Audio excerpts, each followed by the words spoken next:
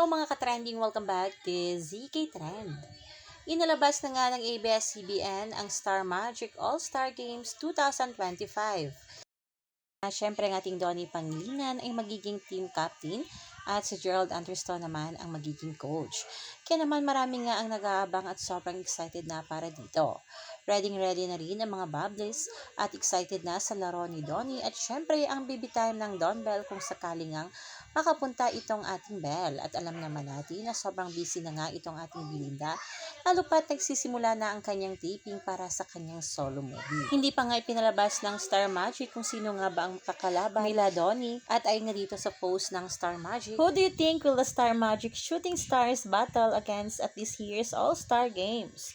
Find out this July 20 at the Smart Araneta Coliseum. Siyempre, marami na rin nagngangaabang sino nga ba ang magiging muse ng Star Magic team.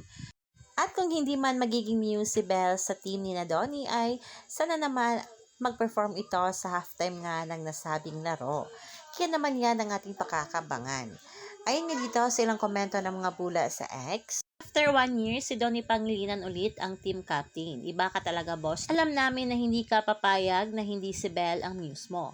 Hindi man siya makapaglaro, kunin mo siyang bilang muse mo. Handa na ang team live at team bahay for you, Don Bell.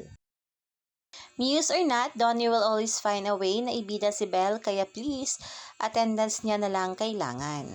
May source ako si Donnie. Wait ko na lang sa kanya if makapunta si Belle as supportive girlfriend or as performer.